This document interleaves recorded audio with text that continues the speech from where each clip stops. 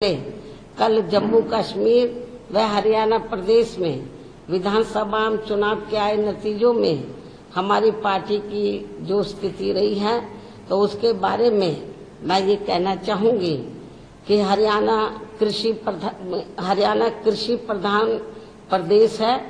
यहाँ कृषि से जुड़े खासकर जाट समाज के लोग बीजेपी की केंद्र व राज्य सरकार की भी किसान विरोधी रही नीतियों व कार्यशैली आदि से कतई भी खुश नहीं रहे हैं और अभी भी खुश नहीं हैं, जिसकी खास वजह से ही बीजेपी को सत्ता में आने से रोकने के लिए इस बार जाट समाज का अधिकांश वोट कांग्रेस पार्टी को ही चला गया, जिससे फिर इनेलो व बीएसपी के बने गठबंधन को भी इस समाज का वोट एक आधी सीट को छोड़कर लगभग ना के बराबर ही मिला है।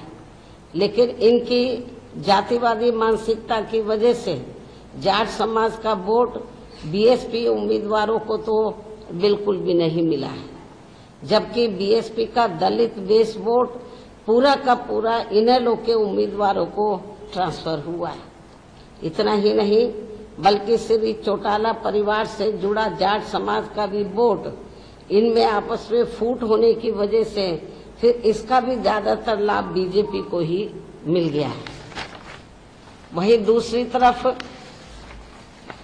गैर जाट समाज का वोट भी इनकी इस लड़ाई में अधिकांश बीजेपी को ही चला गया, जिससे यहाँ बीजेपी को फिर से अपनी सरकार बनाने का मौका मिल गया है। कहने का तात्पर्य यह है कि इस बार हरियाणा प्रदेश का ये चुनाव जाट व गैर जाट समाज में ही बंटकर रह गया और इन सब से फिर बीएसपी को काफी नुकसान हुआ है। हालांकि बीएसपी के लोगों ने अपने उम्मीदवारों को जिताने में कोई कसर नहीं छोड़ी है और इस मामले में जम्मू कश्मीर के पार्टी के लोग भी ऊपर वैली में कश्मीर वगैरह वहां तो नहीं पहुंच सके, लेकिन जो नीचे जो जम्मू का एरिया थोड़ा सेफ है, सुरक्षित है, तो वो 25-30 सीटों पर हमारे लोगों ने हमारे लोगों ने बहुत प्रयास किया कि पार्टी की बात आगे बढ़े और हमने कुछ कैंडिडेट भी खड़े किए हैं जम्मू रीजन में और वहां पर हमारे लोगों को वोट पड़ा है। सीट तो नहीं निकाल पाए, कुछ सीटों पर अच्छा खासा वोट मिला है। इन सभी की जितनी भी इन वर्कर ने कोई कसर नहीं छोड़ी है, लेकिन हालात कुछ ऐसे बन गए जैसे हमने इनेलो से हरियाणा में अलायंस किया तो हमें जाट समाज का वोट मिला ही नहीं बीजेपी को हराने के लिए, या बीजेपी को सत्ता में बीजेपी वापस ना आए तो जाट वोट एक तरफा तो वो कांग्रेस को चला गया। तो बीएसपी के कैंडिडेट को केवल दलितों का वोट ही पड़ के रह गया।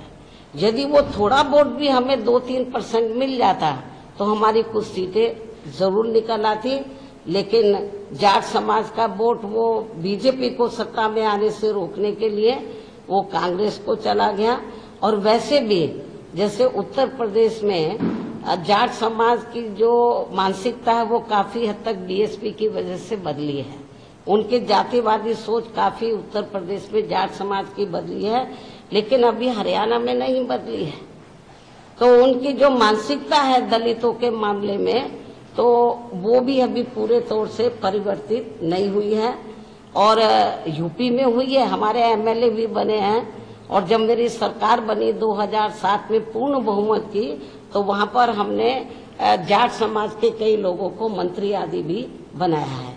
तो हमें यूपी की तरह अभी इनकी मानसिकता को हरियाणा में बदलना होगा, जो अभी पूरे तौर से नहीं बदली है। तो लेकिन इसके बावजूद भी हमारे लोग मैदान में डटे रहे और उन्होंने प्रयास किया कि अपनी पार्टी के कैंडिडेट जीतें, अच्छा वोट पड़े। इसके लिए मैं जम्मू कश्मीर व हरियाणा प्रदेश में जो पार्टी के लोग हैं उनकी मैं बहुत बहुत आभारी हूँ। इसके साथ ही यहाँ मैं ये भी बताना चाहती हूँ, ऐसी ये स्थिति जो अभी आई है खास तौर से हरियाणा में, ऐसी ये स्थिति आगे भी पैदा हो सकती है। इसलिए अभी से ही हमें यह अपनी रणनीति में भी अब हमें थोड़ा बदलाव करना होगा। क्या करेंगे वक्त आने पर आप लोगों को बता दिया जाएगा।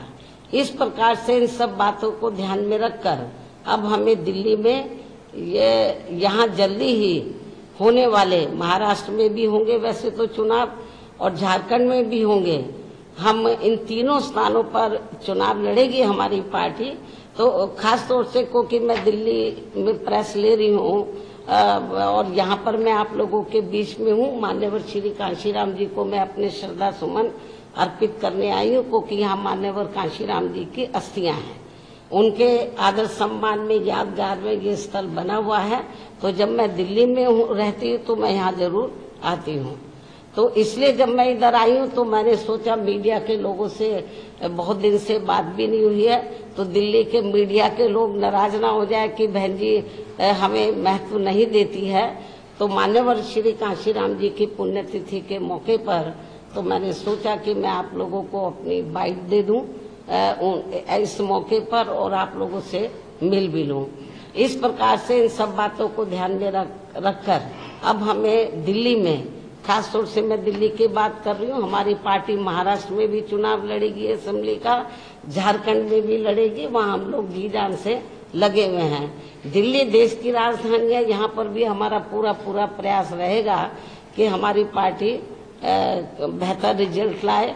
और इस बार तो ऐसा लगता है तिकोनी लड़ाई होगी, तो कांग्रेस अलहदा, आम आदमी पार्टी अलहदा, बीजेपी अलहदा, तो इस तिकोनी लड़ाई में हो सकता है कि हमारी पार्टी को कुछ फायदा हो जाए। डायरेक्ट फाइट में हमें नुकसान होता है, जब 3 कोनी 4 कोनी लड़ाई होती है तो उसका हमें लाभ भी मिलता है।